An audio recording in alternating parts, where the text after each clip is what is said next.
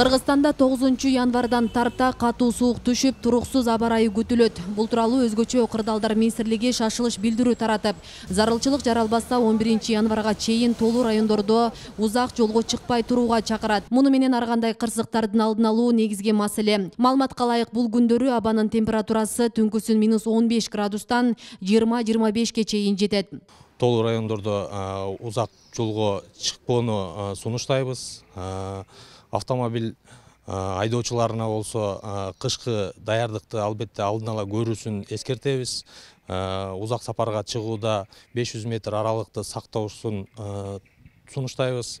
Жана ошондой эле Кыргыз Республикасынын жарандарына кышкы эс алууларды ушул күндөрдө артка жылдырып турууну сунуштайбыз. Себеби аба ырайынын кескин төмөндөшү өзүңүздөргө белгилүү болгондой жарандарыбыздын ден соолугуна дагы кандайдыр бир таасирлерин зыян тараптан тийгизиши мүмкүн. Алдыдагы суук күндөрү электр тармактары ишканалары күчөтүлгөн тартипте иштейт. Калкты үзгүлтүксүз электр энергия менен камсыз кылуу максатында бардык даярдыктар көрүлүшү керек. Бул тууралуу министр Талайбек Ибраев өз тапшырмасын койгон. Ош электро ишканасында туруксуз аба ырайында авариялык өчүрүүлөргө жол бербөө максатында оперативдүү бригадалар кызматка даяр турганын билдирди. Түнкүсүндө да күндүзү да азыр бригадалар күчөтүлгөн режимде иштейт.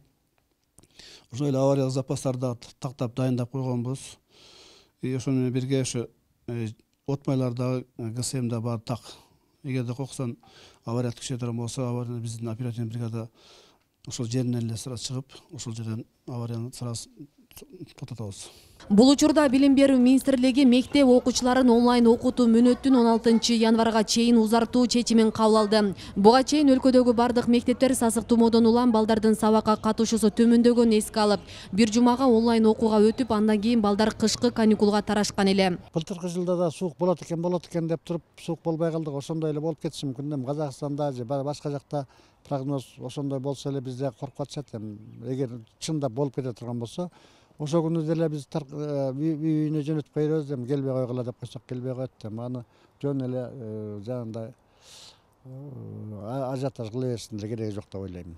Бизде кар жайбы, жабай коебу? Былтыр жайт деген жабай койду. Бейле кетсек, өткөн 2022 жылы Кыргыз Республикасынын аймагында жалпы 40 кар көчкү учуру катталган. Андан 3 адам жабыркап, 2 жаран каза болгон. Асия Сыдыкова, Илимбек Турсунбай уулу, Регион телеканалы, Ош.